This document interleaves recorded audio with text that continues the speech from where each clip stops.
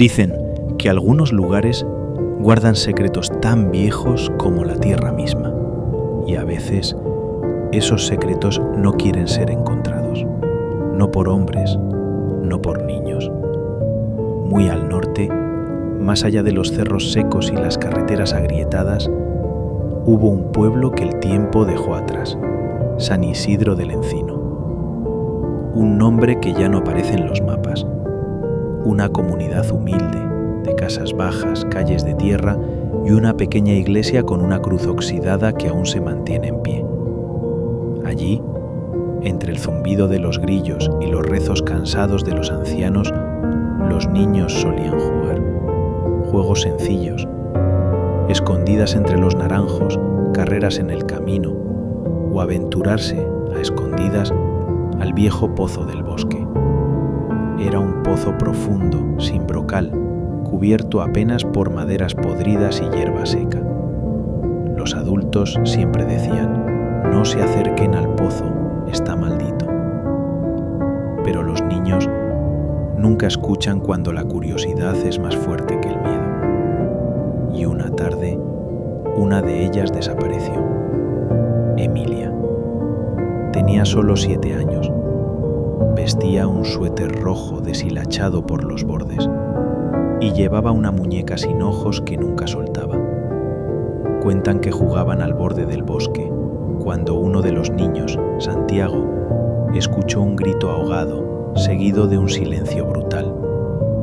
Corrieron a buscar ayuda, gritaron su nombre, pero cuando llegaron los mayores, el pozo estaba abierto, las maderas hechas trizas, y ni rastro de Emilia, solo su muñeca, flotando en el agua.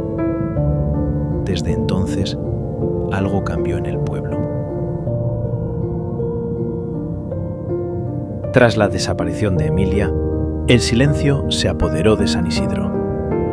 Las risas infantiles desaparecieron, los juegos en la calle cesaron, y el pozo fue sellado, no con tierra, no con piedras, sino con una losa bendecida por el padre Nicolás, el único sacerdote que había servido en esa parroquia durante más de 3 décadas. El padre dijo: hay algo en el fondo de ese pozo, algo que no es de Dios. Lo roció con agua bendita, colocó una cruz de madera y cada noche, durante 7 días seguidos, rezó salmos al pie de la losa. Uno de ellos, el más repetido, fue el Salmo 91. No temerás al terror nocturno, ni saeta que vuele de día.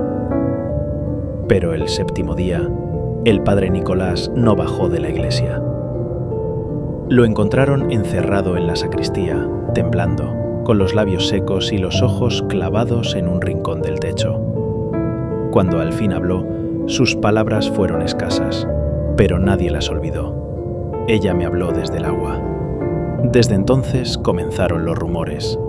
Los niños decían que, al pasar por el pozo sellado, podían oír una vocecita, una voz hueca, lejana, que decía: «Ayúdame, por favor, ayúdame».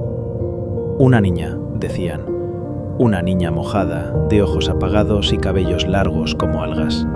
Y los más valientes, o los más tontos, se atrevían a acercarse de noche, solo para salir corriendo, empapados en un sudor frío, diciendo que vieron a alguien parada junto a la losa, alguien que no tenía sombra. La pregunta era siempre la misma: ¿es Emilia o algo que la usó para salir? Con los años, la historia de Emilia se volvió leyenda. Los adultos dejaron de hablar del pozo, como si el silencio pudiera contener lo que alguna vez despertó allí abajo, pero algunos aún recuerdan, a los que vieron más de lo que debían. Mateo, por ejemplo, un joven que hoy tiene más de 40, pero que entonces era solo un niño más del grupo que jugaba cerca del pozo. Él fue quien primero dijo que la voz no era solo un susurro, sino un canto, una melodía triste apenas audible que lo perseguía incluso en sueños. Era como una nana, decía, pero una que te hacía sentir solo, como si el mundo entero se hubiese ido, menos tú y ella. También está Lucía, la hermana de Emilia, Ella nunca creyó que su hermanita hubiera caído por accidente. Siempre insistió en que algo la llamó. Emilia tenía miedo al agua, decía, jamás se habría acercado sola. Años después, Lucía confesó algo más. Una noche, al despertar, vio una silueta parada al pie de su cama. Era una niña empapada, con la ropa pegada al cuerpo y el cabello cubriéndole el rostro. Lucía parpadeó y la figura ya no estaba, pero el piso estaba mojado. Nadie creyó a Lucía, pero tú y yo sabemos que hay cosas que no necesitan fe, solo tiempo. Dicen que desde la desaparición de Emilia, las lluvias cambiaron en San Isidro. Antes llovía con ritmo, con pausas, con sentido, pero después del pozo la lluvia se volvió errática. A veces llovía durante días sin parar, otras, durante semanas, no caía ni una gota. Lo curioso es que cada vez que alguien hablaba de Emilia, empezaba a llover. Un anciano del pueblo, don Ramón, decía que la niña lloraba desde abajo, que cada gota de lluvia era una lágrima suya, una súplica desde el otro lado. Llora porque nadie la escucha, decía mientras encendía velas frente al portón de su casa. Y aunque algunos se burlaban, nadie se atrevía a mencionarla en voz alta cuando el cielo estaba gris. Una noche en particular, dicen, llovió tan fuerte que la losa del pozo se agrietó. El padre Nicolás, ya muy viejo y encorvado, intentó sellarlo de nuevo, pero tropezó, cayó junto al brocal y mientras los vecinos lo auxiliaban, él balbuceó con desesperación, «Ya no es una niña». Esa frase quedó grabada en la mente de todos. Pausa breve. ¿Había crecido o había cambiado? No todas las cosas que vienen del agua son puras. Pasaron más de 20 años. San Isidro se fue vaciando, los jóvenes se marcharon, las casas comenzaron a cerrarse y el pozo quedó olvidado, cubierto de hojas secas, como si el bosque quisiera tragarlo. Pero un día, uno de los niños de entonces volvió, Santiago, el mismo que vio desaparecer a Emilia, el mismo que gritó primero. Ya no era un niño, volvió con barba, mirada rota y un cuaderno viejo entre las manos. Se instaló en la casa de sus padres que ya no vivían y durante semanas no habló con nadie, solo escribía. Algunos vecinos contaron que, por las noches, se oía su voz repitiendo una misma frase: «No debimos dejarla sola». Una tarde, sin razón aparente, Santiago fue hasta la iglesia. Entró en silencio, se arrodilló y pidió hablar con el nuevo sacerdote, el padre Elías. Lo que le dijo dentro del confesionario marcó el inicio del final. Santiago había soñado el fondo del pozo, pero lo que vio no era solo una niña, era una multitud, voces, rostros borrosos, todos atrapados en el agua, como si el pozo fuera un espejo de las almas olvidadas. Y en medio de todos, una figura más alta, con los ojos blancos y una sonrisa que no era humana. «Ella no está sola», le dijo al padre Elías, «ella es solo la primera». El padre Elías, joven aún, pero celoso de las Escrituras, no tomó a la ligera las palabras de Santiago. Buscó respuestas. En antiguos archivos de la Iglesia, en los libros que nadie abría desde hacía décadas y en los diarios del propio padre Nicolás. Allí encontró algo que nunca se predicó desde el púlpito. Un pasaje escrito a mano en latín con tinta deslavada. No todos los pozos traen agua viva. Algunos fueron cavados donde antes hubo sacrificio.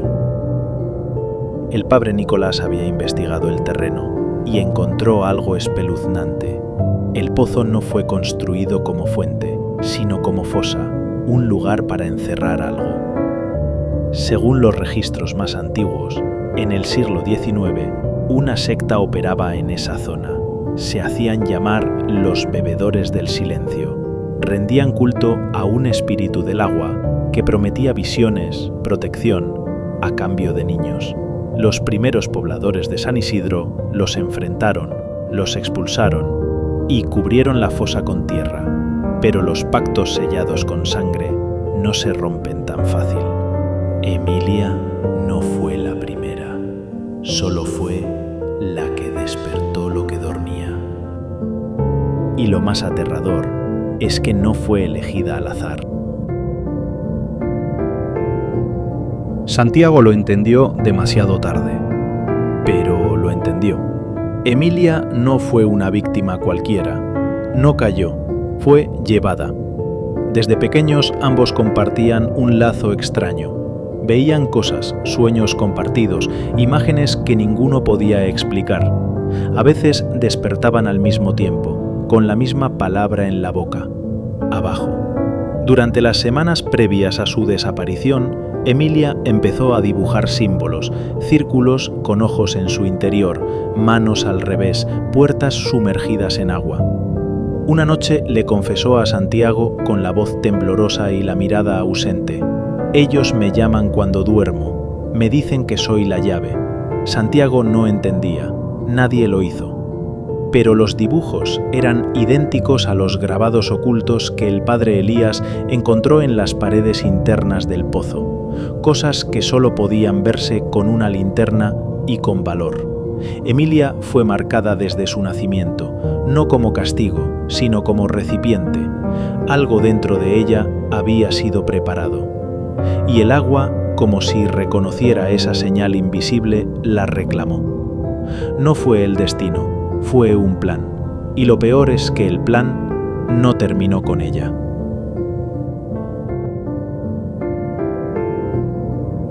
Desde el regreso de Santiago, el pueblo ya no dormía tranquilo. Las luces parpadeaban cada noche a la misma hora, las 3:33. Los perros no dejaban de aullar, y algunos vecinos empezaron a ver cosas.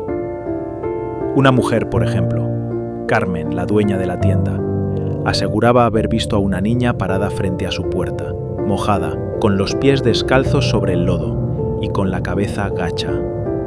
No habló, no se movió, solo desapareció cuando ella cerró los ojos por un segundo.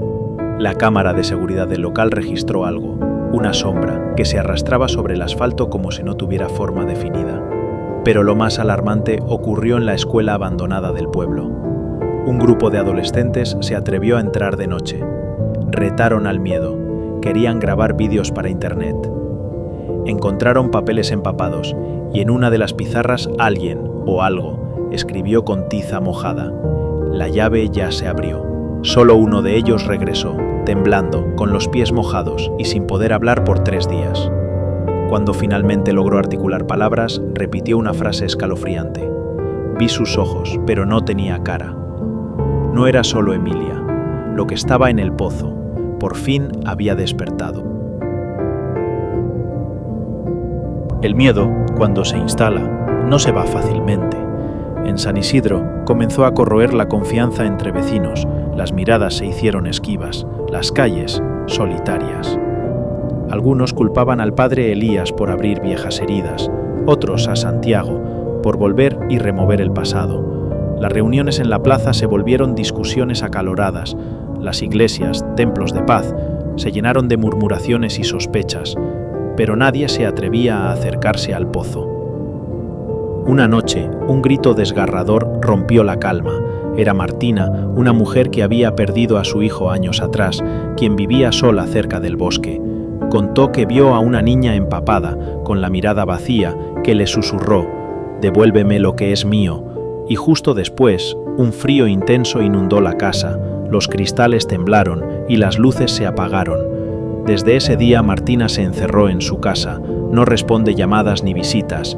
San Isidro se estaba desmoronando y la niña del pozo no iba a dejar que nadie olvidara. El padre Elías y Santiago decidieron enfrentar lo inevitable. Entraron juntos al bosque con una linterna y la Biblia en mano, dispuestos a sellar de una vez por todas aquel pozo maldito. Mientras avanzaban, el aire se volvió denso, pesado. El silencio se cortaba solo por sus pasos y el crujir de las hojas secas. Al llegar, la losa estaba rota y el agua negra burbujeaba como si respirara. De repente, una voz quebrada emergió del pozo. «Soy la llave». Un escalofrío recorrió la espalda de ambos. Del agua emergió una niña, empapada, con ojos blancos, una sonrisa torcida, y el cabello pegado al rostro, pero no era Emilia, era algo más. Una sombra oscura, una presencia que el pueblo había olvidado, pero que el agua nunca soltó. El padre Elías alzó la Biblia y leyó con voz firme: En el nombre del Padre, del Hijo y del Espíritu Santo, liberamos esta tierra de toda sombra que la oprime. La niña gritó, un sonido que no era humano, y el agua comenzó a secarse. Con un último destello, la figura desapareció. San Isidro quedó en silencio nuevamente. Pero la pregunta queda: ¿realmente terminó todo allí? San Isidro quedó vacío. Las casas se cerraron. El pozo fue cubierto otra vez, esta vez con piedra y promesas. Pero quienes pasaron por allí años después aún hablan de una niña que aparece cuando la lluvia cae. Una niña mojada, con los ojos vacíos, que susurra entre el viento: ayúdame, por favor, ayúdame. Quizá es Emilia, o quizá algo que tomó su lugar. Lo que sí sabemos es que hay heridas que el agua no puede lavar, que hay sombras que no desaparecen con la luz del día, y que a veces el verdadero terror no está en lo que vemos, sino en lo que nunca dejamos ir. Y ahora tú, ¿crees en las historias que el agua guarda? Porque recuerda, no todos los pozos están hechos para contener solo agua.